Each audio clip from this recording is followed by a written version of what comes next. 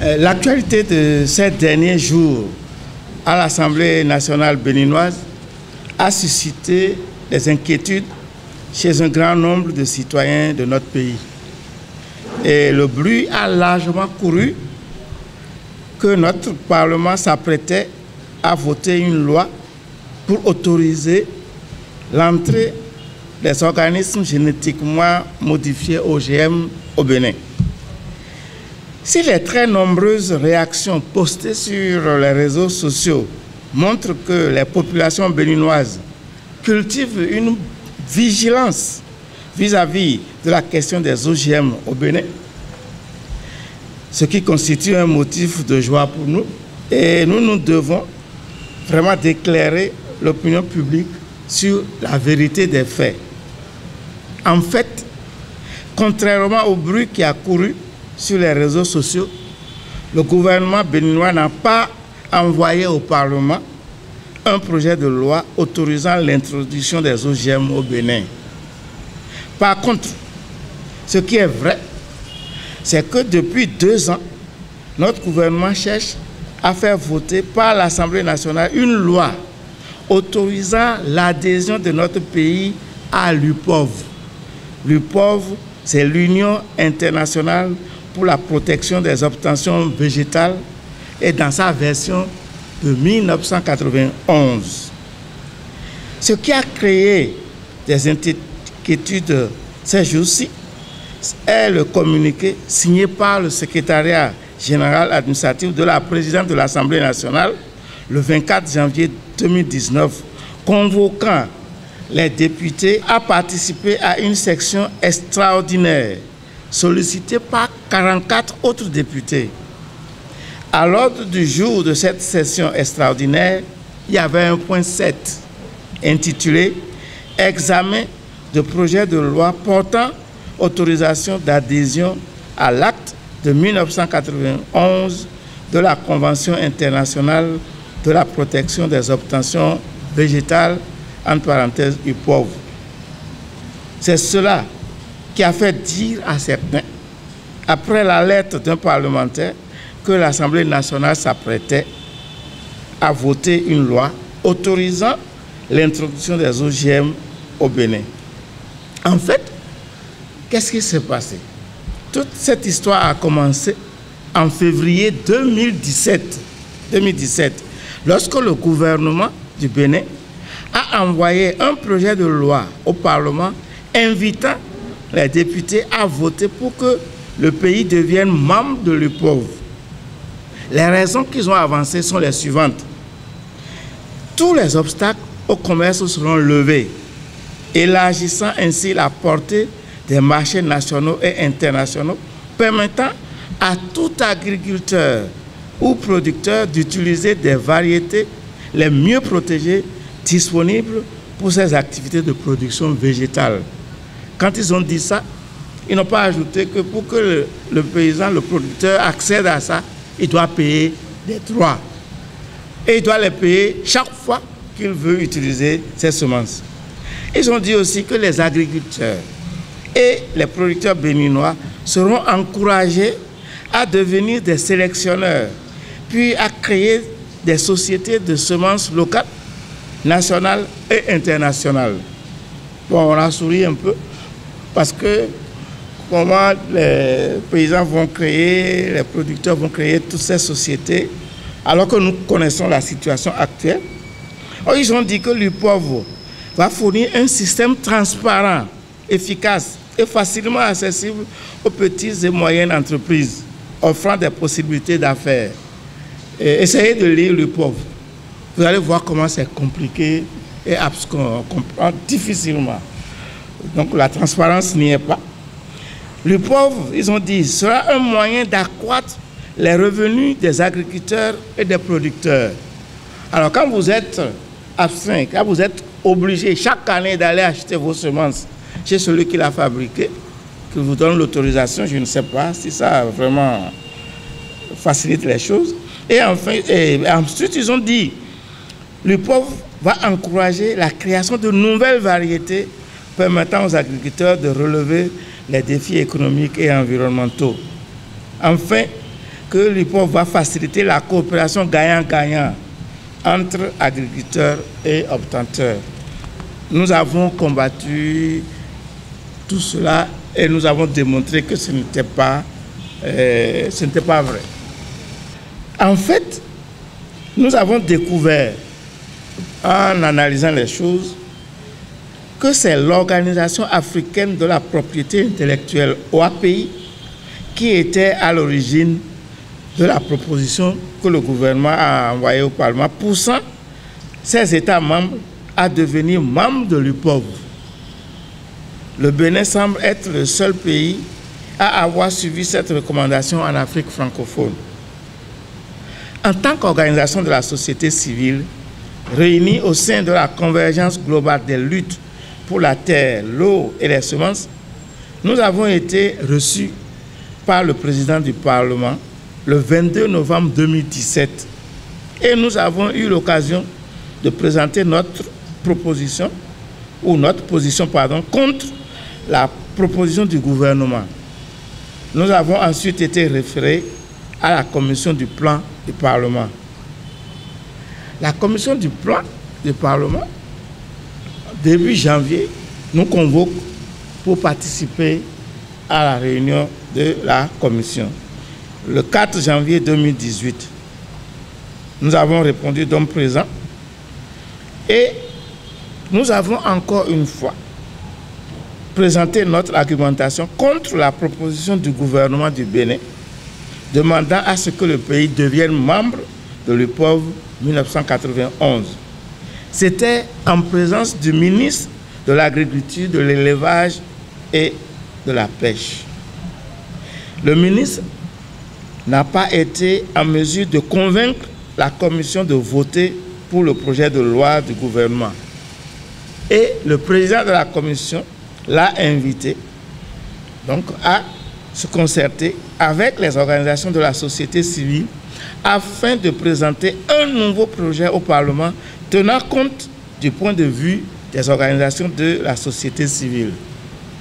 De plus, la commission a demandé au ministre de travailler à la création d'un comité national des semences et de prendre des mesures nécessaires pour protéger le patrimoine semencier national et le droit des agriculteurs d'utiliser et de contrôler leurs semences.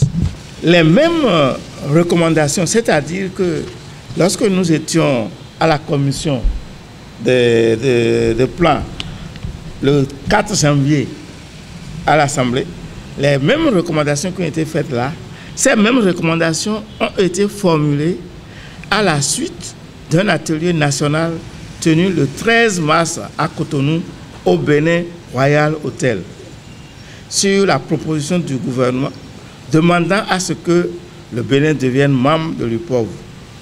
À cet atelier, l'honorable Jean-Michel Abimbola a fait une excellente allocution de clôture, demandant que des préalables soient remplis avant l'adhésion de notre pays à l'UPOV 91. Puis, il a conclu en disant que le travail fait au cours de cet atelier lui donnait espoir que notre pays pourrait adhérer, mais que notre pays pourrait adhérer à l'UPOV sans précipitation. Il a dit ensuite que notre pays pourrait adhérer en remplissant des préalables et enfin que notre pays pourrait adhérer avec un certain nombre de réserves. Voilà. Alors là, nous, de la société civile, nous étions partis du Bénin Royal Hotel un peu soulagés et espérant que nous allions, avec le MAEP, travailler pour développer un mécanisme sui generis pour réglementer la gestion des semences chez nous, de manière à sauvegarder notre patrimoine semencier. Mais c'est ne pas compter avec les manipulations possibles de notre administration publique. En avril 2018, sans consulter les organisations de la société civile, ni mettre en place les mesures demandées à 2 reprises par le président de la commission du plan, le gouvernement a soumis de nouveau le même projet de loi au Parlement, prétendant que les préalables avaient été remplis et qu'un document soit, c'est-à-dire demandé par le président Abimbola, ce document doit présenter les avantages et les inconvénients de l'adhésion du Bénin à l'UPOV 91. Ce document doit être élaboré avec les organisations de la société civile. Et ils ont prétendu que ça a été fait. Et ce n'était pas vrai. Nous avons alors protesté contre ce processus et avons envoyé une lettre à chacun des députés, les informant de la supercherie et leur soumettant 2 documents. 1. Le discours du président de la commission du plan le 13 mars au Bénin Royal Hotel. L'excellent discours dont j'ai parlé. Nous avons renvoyé ça, nous avions enregistré, et nous l'avons retranscrit et envoyé à chaque parlementaire.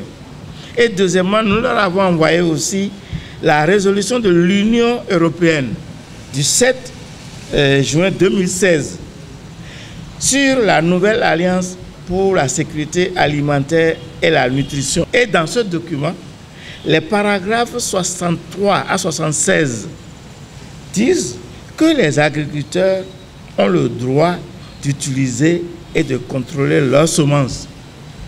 Et le Parlement européen disait qu'il n'est pas nécessaire que les pays en développement adoptent le régime de l'UPOV. Voyez. Pour appuyer cette protestation que nous avons faite auprès de tous les parlementaires, nous avons organisé un sitting le 30 avril 2018 devant le Parlement. Toutes ces actions menées ont eu comme un résultat immédiat. Le projet de loi du gouvernement a été retiré sine die de l'Assemblée nationale. Après cela, comme le projet a été retiré, nous avons écrit au MAEP, lui rappelant que nous étions disposés à travailler avec son équipe pour développer une réglementation sui generis pour gérer le patrimoine semencier de notre pays conformément au contexte national. Il nous a été répondu que nous pouvions verser nos propositions dans un travail des experts en cours. Ce travail était en cours. Nous en étions là quand le 12 octobre 2018, le 12 octobre, nous avons reçu une invitation à participer à un atelier prévu les 16, 17 et 18 octobre à Cana. À l'invitation, on a joint un document intitulé « Avant-projet de loi relative à la protection des obtentions végétales et aux droits des agriculteurs en République du Bénin ». C'était un document de loi de 48 pages composant 102 articles. Alors il nous a été demandé de lire ce document et de soumettre nos propositions d'amendement le lundi 15 octobre à 17h. Une délégation donc s'est rendue sur les lieux à l'atelier de Cana pour exprimer notre désapprobation de la façon dont nous avons été traités dans cette affaire et signifier que nous ne pouvions pas participer à cet atelier. Nous avions l'impression que c'était un piège. Les organisateurs de la rencontre de Cana, ils ont tout fait pour retenir la délégation, mais très consciente de ce qu'une telle participation peut devenir par la suite. La délégation a quitté l'atelier, ne voulant pas servir de caution à cette entreprise qui nous semblait aller vers le bradage de notre patrimoine semencier, au détriment des droits des agriculteurs et de la souveraineté alimentaire du pays. Le dernier épisode de l'histoire est celui qui nous a amenés ici aujourd'hui. Le 25 janvier 2019, nous avons lu dans le communiqué dont j'ai parlé plus haut que le projet demandant que le Bénin devienne membre de l'UPOV est retourné à l'Assemblée nationale et que dans la session extraordinaire de l'Assemblée nationale, les députés devraient voter cette loi-là. Alors, quand nous avons appris ça, donc, qu'est-ce que nous avons fait? Nous avons relancé un forum WhatsApp que nous avions utilisé en avril pour informer les députés sur l'UPOV et les dissuader de voter l'adhésion du Bénin à cette convention. Donc on a réactivé ce forum-là pour les informer. Ensuite, nous avons adressé à chaque député, n'est-ce pas, à chaque député, une copie papier de la Déclaration des Nations Unies sur le droit des agriculteurs et d'autres personnes travaillant en milieu rural. Cette Déclaration des Nations Unies a été votée par notre pays aux côtés d'autres pays aux Nations Unies à Genève. Donc nous leur avons retourné ça et nous leur avons dit de lire l'article 19 de cette déclaration qui détaille comment on doit respecter le droit des agriculteurs. Et ensuite, nous avons posté l'information sur les réseaux sociaux et on a animé les débats pour informer les gens. Bien sûr, pendant que nous faisions tout ça, d'autres actions spontanées ont eu lieu dans les médias et aussi devant le Parlement de Porte-Nouveau, à Porte-Nouveau le lundi dernier. Mais pourquoi il y a eu amalgame avec les OGM? Voilà, il faut qu'on explique ça. Il faut dire que l'UPOV, d'une façon générale, s'intéresse à tout ce qu'on appelle semences améliorées. Voilà. Or, parmi les semences améliorées, on peut inclure les OGM. L'expression obtention végétale désigne une nouvelle variété de semences. Et l'obtenteur est celui qui prétend avoir créé la nouvelle variété. C'est ce qui est vraiment préoccupant par rapport aux OGM dans l'UPOV. Parce que, à l'article 14 de la Convention, le dernier alinéa de l'UPOV, on parle de l'étendue du droit des obtenteurs. Et là, on a inclus les semences, on les a décrites comme ça. On a dit les variétés essentiellement dérivées peuvent être obtenues, par exemple, par sélection d'un mutant naturel ou induit, ou d'un variant somaclonal, sélection d'un individu variant parmi les plantes de la variété initiale, rétrocroisement ou transformation par génie génétique. Cet article-là dit que les OGM peuvent faire partie justement des semences qui vont être dans la Convention, si on y adhère. C'est là la porte ouverte vers les OGM. Voilà. C'est vraiment surtout le seul endroit où on voit que UPOV et OGM donc, peuvent se combiner. Voilà. Mais cet article seul ne suffit pas pour que le gouvernement du Bénin introduise officiellement les OGM dans le pays. Ce n'est pas possible. Pour le faire, le gouvernement doit aussi satisfaire à d'autres conditions, dont notamment la prise d'une loi relative à la biosécurité traitant des risques biotechnologiques. On appelle risques biotechnologiques les dangers qui pourraient être liés à la circulation, à la commercialisation ou à l'utilisation des OGM. À part ça, le pays doit mettre en place une autorité nationale qui analyse les demandes et donne des avis afin que les OGM soient introduits en connaissance de cause dans le pays.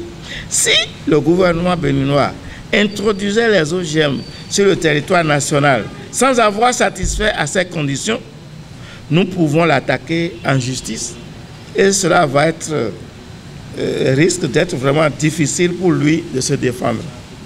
Donc, ce que nous voulons dire, c'est que le bruit qui a couru, que bientôt on va voter une loi, ça ne se passe pas comme ça. Voilà.